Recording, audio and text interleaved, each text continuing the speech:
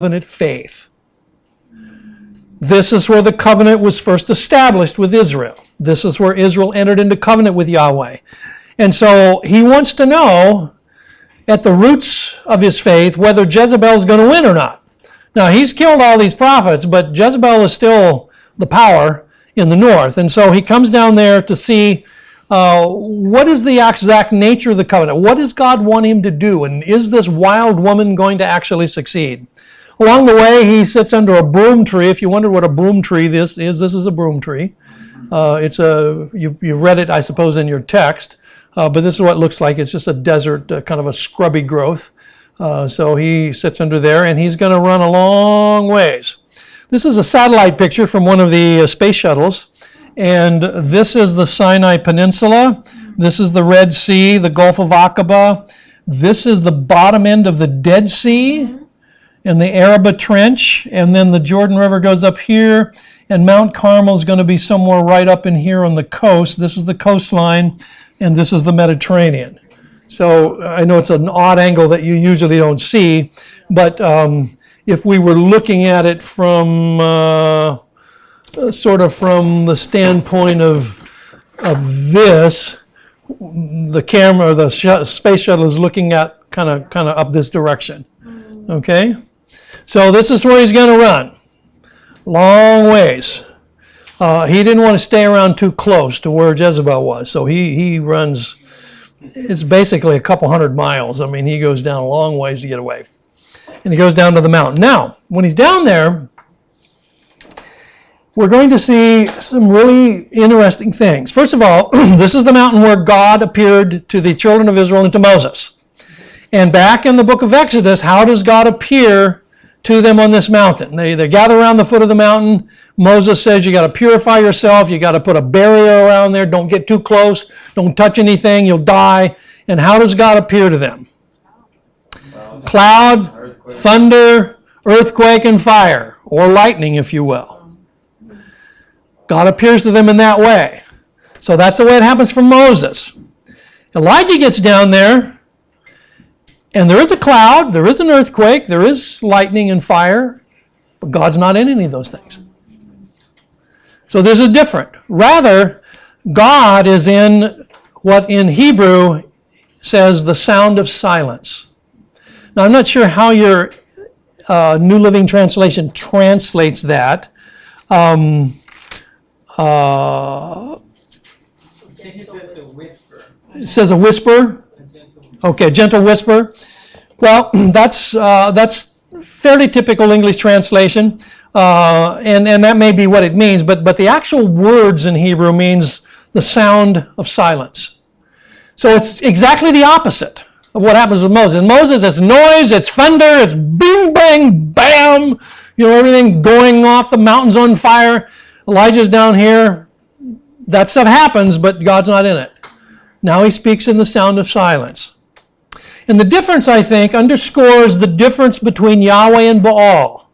Baal, who's the Lord of thunder, should never be confused with the mystery of God. Because God can speak as the sovereign God, even in the sound of silence.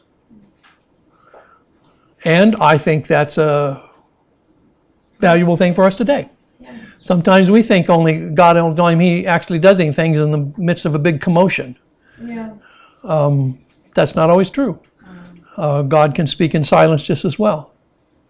Now, I do realize that on the Kona campus, finding silence is almost impossible. You may have to go somewhere else, but at least keep it in mind that this is an ideal too. Okay? So now he's down here at this mountain, and he's going to get a new commission. Elijah, God asked him, he says, "What are you doing here, Elijah?" He asked him it twice. "What are you doing here?" It's like, don't you get a clue what's happening? What are you doing down here? What are you trying to prove? So anyway, he's going to get this new commission, and so God's going to send him back northward with two or three things. First of all, he's supposed to anoint Hazael as the king of Aram. Now, strangely enough, this is not going to happen in the life of Elijah himself.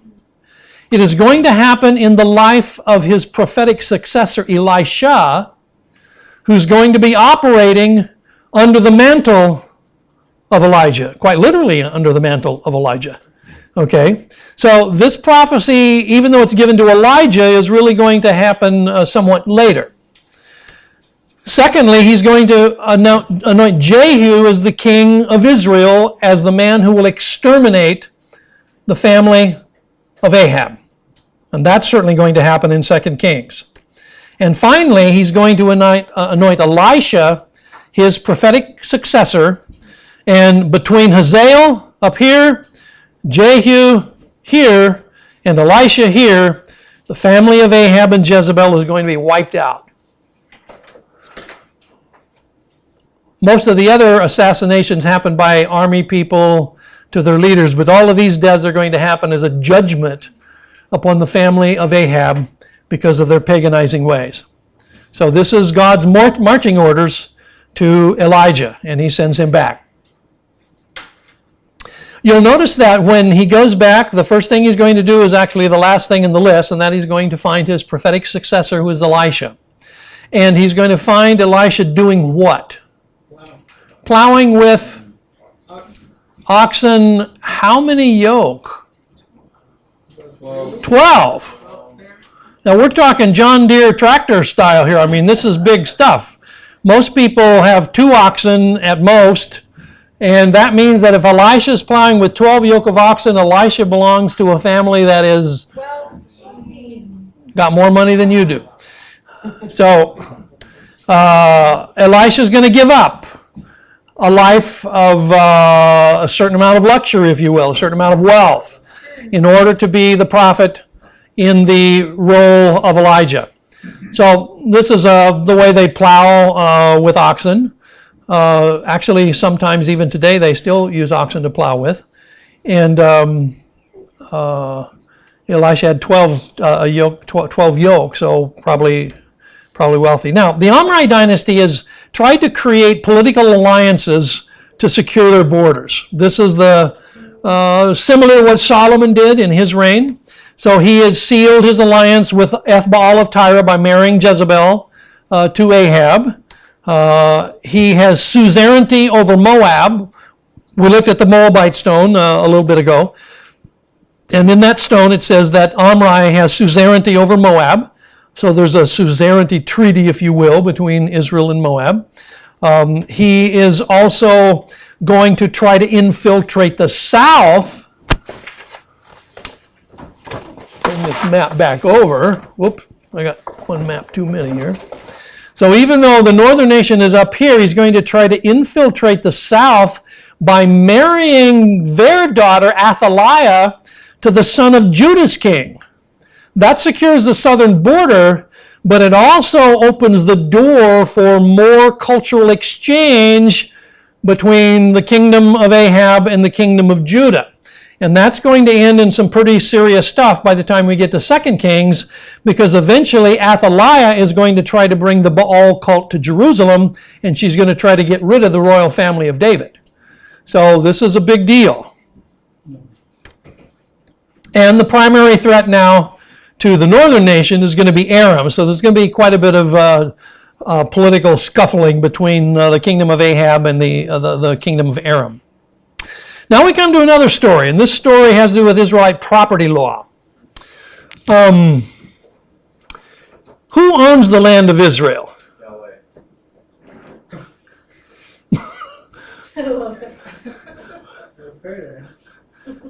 Yahweh owns the land of Israel. Some things are only best ignored, you know. Yahweh owns the land of Israel. In fact, according to Leviticus, see, I banged on you again, right? You do it all the time? Yeah. And you even sat in the back and I still got you. It's terrible. Yeah, it's terrible. That's because I love you, right?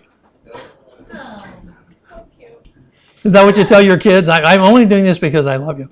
The last chat about that. Yeah. Oh, yeah. Yeah, maybe you better not. So the land of Israel, according to Leviticus, the land actually belongs to Yahweh. The Israelites are like his tenants in the land. Now, that introduces some interesting laws in Leviticus, one of which is that if you have land inside a walled city, you can only sell that land with the proviso that the sale is not final until after a full year of the original purchase. So there's a lot of time before that's finalized.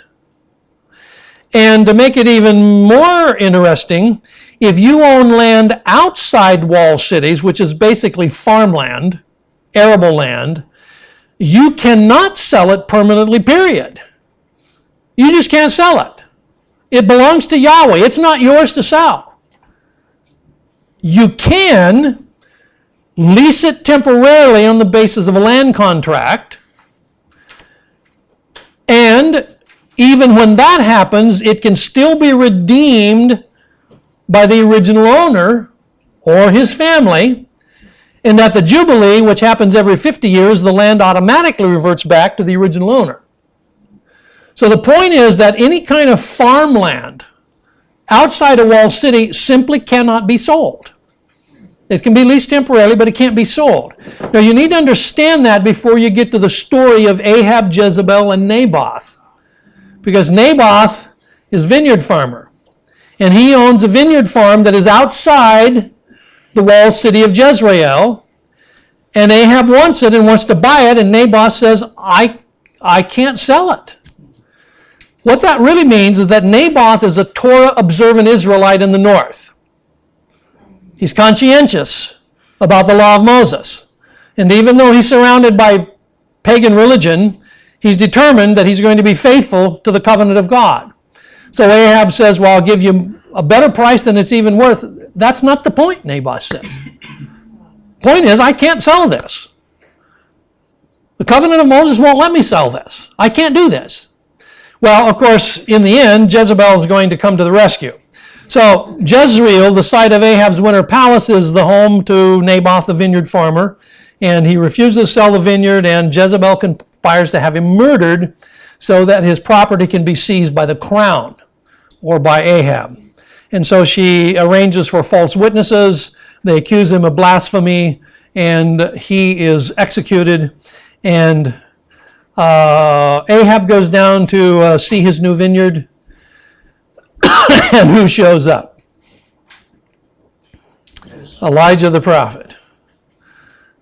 Elijah says, the dogs that lick the blood of Naboth lick your blood. And that's going to happen in the family of Ahab. So Elijah pronounces judgment on Ahab and Jezebel, excuse me, because of their Torah violations. Excuse me a second. So, what do you think about this story?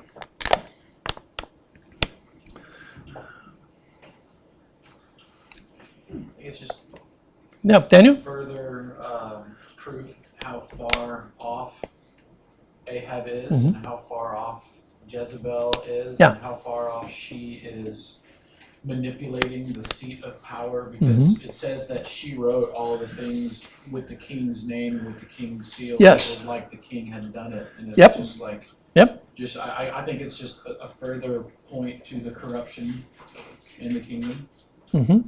I think coming from her background in Phoenicia, where it would be more typical ancient Near Eastern culture, the word of the king is law, and the king is God. But in Israel, the king is not God. Yahweh is God. And the law is not the word of the king, it's the word of Yahweh. And she's really butting heads directly against the Israelite covenant. Yeah, Krister. I hadn't noticed the property law aspect of the story before, and I think it gives a lot of context to it. Yeah. It sets such a good contrast Yeah. of this man in the north who's righteous against Yeah. all the other stories in the First Kings. Yeah. Even Elijah, at that one point says, I'm the only one left. And God says, no, you're not. I got a bunch of other people up here. They've never kissed the image of Baal. You're not a lone ranger here. There probably wasn't a lot in the north, but there were others. And Naboth is going to be one of those. So he is a righteous Israelite in the north. Yeah. Any other reflections on this story? Yeah. I think King Ahab wrong too, because it says that he just went home and he sulked. Yeah, So he took that answer, so he knew some of the Torah law, but sure. he didn't, Sure. take advantage of his power. It was his wife. Right. He just goes home and sucks his thumb. Yeah. Jezebel said, "What's the matter? What's the matter?" I said, "Well, I'll take care of it for you." So she does. But yeah. Interesting psychology going on between Ahab and Jezebel and Elijah. I don't know how much you should read into that, but it's just interesting the different personalities you have in these stories. In any way, or in any case, the book of 2 Kings is going to, actually, I think I should have said 1 Kings. It says 2 Kings. The book of 1 Kings is going to say that Ahab's behavior was like the Amorites. And that goes all the way back to the book of Genesis. The Amorites are essentially culturally about the same as the Canaanites, except the Amorites and the Canaanites, the difference between them is largely one group dwells more in the mountain spine, the other dwells on the plains. But they're both culturally about the same. So the Bible uses these two terms, Amorites and Canaanites, kind of interchangeably. So the Canaanites established themselves about the end of the 4th millennium BC on the plains. The Amorites are a little bit later, but they migrate into Canaan and they settle in the hill country. But Ahab's behavior is like the Amorites. He's basically like the people that God was going to drive out of the land of Canaan. So then we come to the story of Micaiah. And we talked about this last night. Was somebody Micaiah or something like that? Maybe not, but somewhere yesterday somebody I was talking to talked about this. This is a really strange story where Micaiah has this sort of vision, if you want to call it, about the heavenly council. And he sees God with the council, and God saying, we need somebody to kill Ahab. How are we going to do this? And the angel saying, well, I don't know. Let's see. They come up with different plans. One says, I got an idea. Let's do this by deception. We'll put a lying voice in the prophets, and then we can lure Ahab and we'll kill him. And God said, that's a good idea. Let's do that. What do you think about that story? Is that the way things really work? Does God have a staff meeting and say, how are we going to get rid of this student? I mean, this king. What's happening with this? Well, kind of the same thing happened in Job. It hinted at Similar, yeah. There was a court, and they had that. Satan comes along with everybody else. God says, hey, seen my boy Job? Yeah, well, you got him all walled in there. But you have some similar. You actually have some similar things in Jeremiah, where Jeremiah talks about the council of the heavens, and a real prophet is someone who has access to this council. So I don't know how much of this is intended as sarcasm and how much is intended as reality, but it certainly envisions this idea that there is a heavenly court of spiritual beings of some kind, and God is sovereign over them. It's also mentioned in some of the Psalms. Jeremiah, as I mentioned, will say that a true prophet has access to this council. Anyway, at the very least, it presumes that all spirits, both good and evil, are subject to Yahweh's sovereignty. And that would also be true in the book of Job, as you mentioned. Satan, even as an evil being, is still subject to the sovereignty of God. He cannot do anything that God doesn't let him do. He doesn't have free range. So anyway, Micaiah, and I think we talked about this maybe earlier today, Micaiah comes in, they ask for him. Actually, Jehoshaphat's the one who wants a real prophet. I mean, he's listened to all the court prophets, and he knows they're a bunch of frauds. I mean, it's like Benny Hinn, or somebody like that. Oops, sorry. I hope that's not your favorite preacher. But he is a fraud.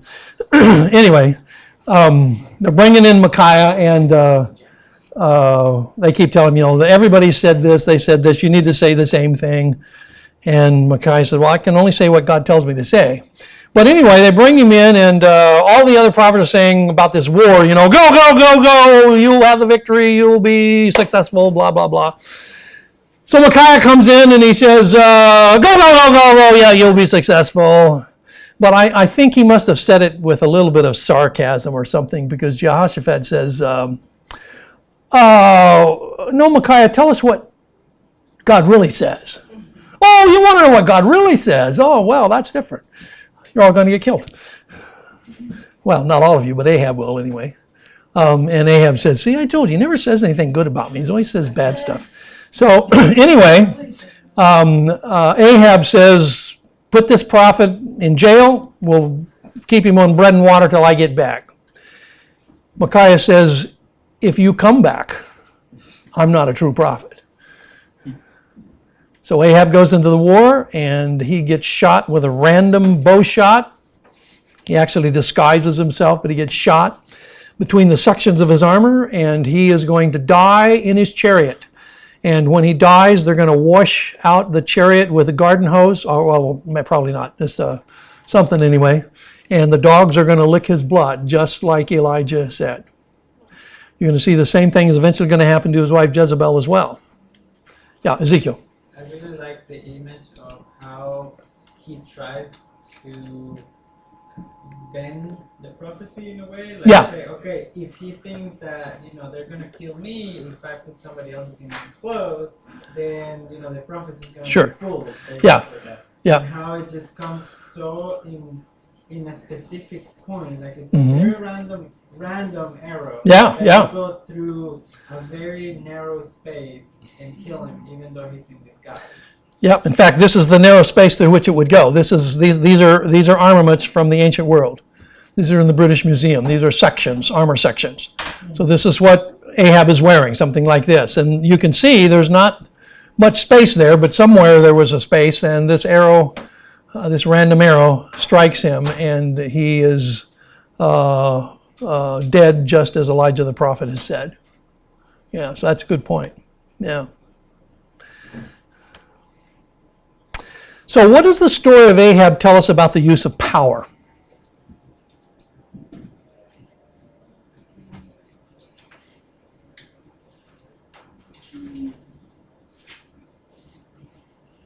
Cliff.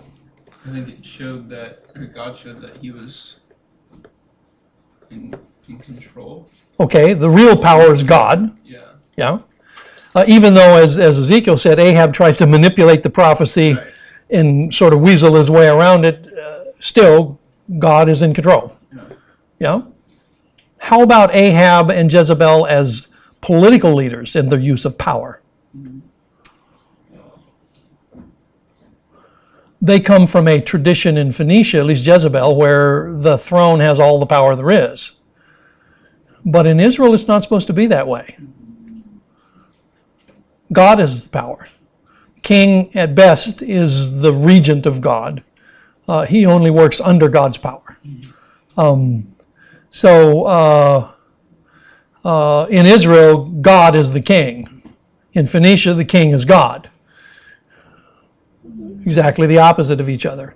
And I think this is also a story, because it does talk about power, that I think is important for Christian leaders as well, because Christian leaders can also get wrapped up in their sense of power, in the way that they administrate, the way that they deal with people around them and with them.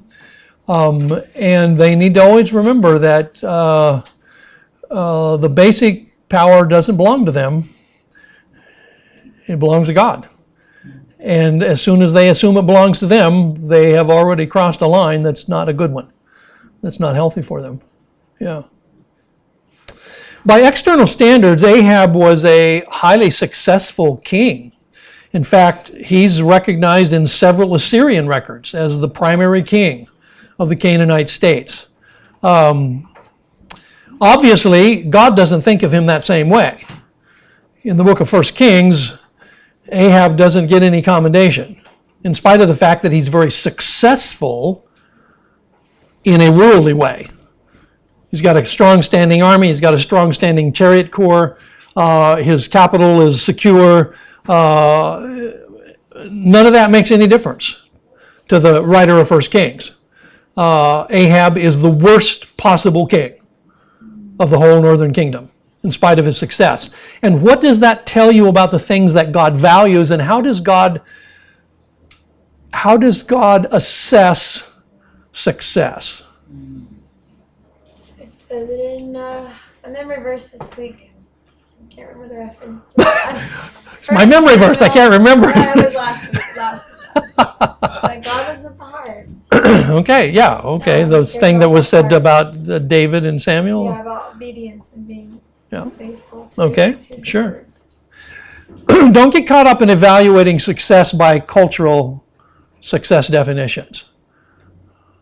Sometimes those are very much out of step with the way that God considers things. Size in our culture is almost uniformly accepted as the definition of success. If it's bigger, it's better. That's not necessarily true. At the end of his ministry, even the Son of God only had 12, and one of those wasn't any good. That didn't mean Jesus was a failure. It just means that God doesn't see things the way we often see things. And I think stories like the power of Ahab and Jezebel in the north, and the confrontation of that power by one lone voice, Elijah, helps us to realize that. So that brings us to the end of 1 Kings, and let me ask you if you've got any more insightful questions or comments, and if not, I will let you go 9 minutes early again. Wait, I always have questions.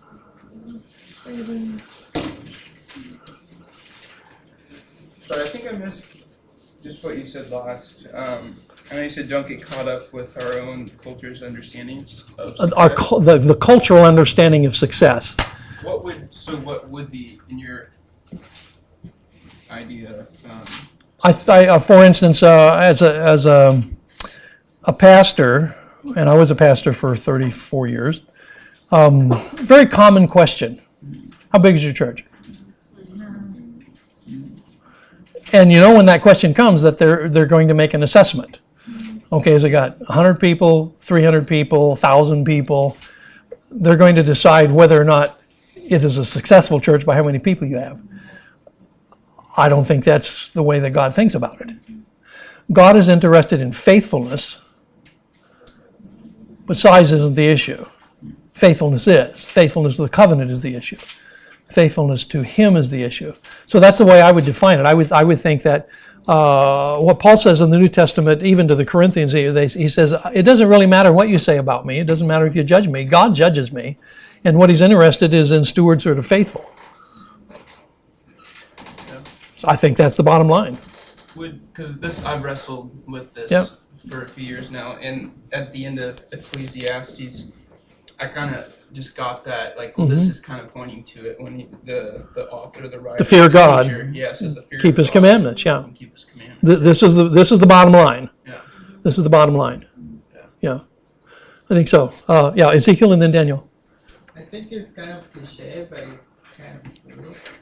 That God's not looking for quantity, but quality.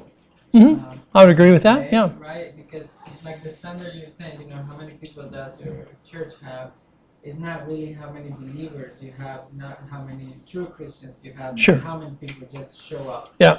And so it's really hard to measure by those, external. It is. I don't know, measurements. Yeah. But it's we need to see how God sees it, and it's like the heart. What is the heart behind this Sure. person? And really, are we in the right place with Mhm. God? Yeah. If anything else just doesn't really matter. I heard someone once ask an evangelist how many people came to Christ in his last meeting or rally or whatever. He said, and I thought it was a good answer. He said, and maybe in 25 years we'll know. Which I thought, well, that's an interesting way to look at it. Daniel. I was going to ask, do you think that the original readers of this Kings would see the correlation between Ahab's seeming success and Solomon's seeming success, and how God judged that they didn't measure up because of what they were on the inside? I think they would have, yeah.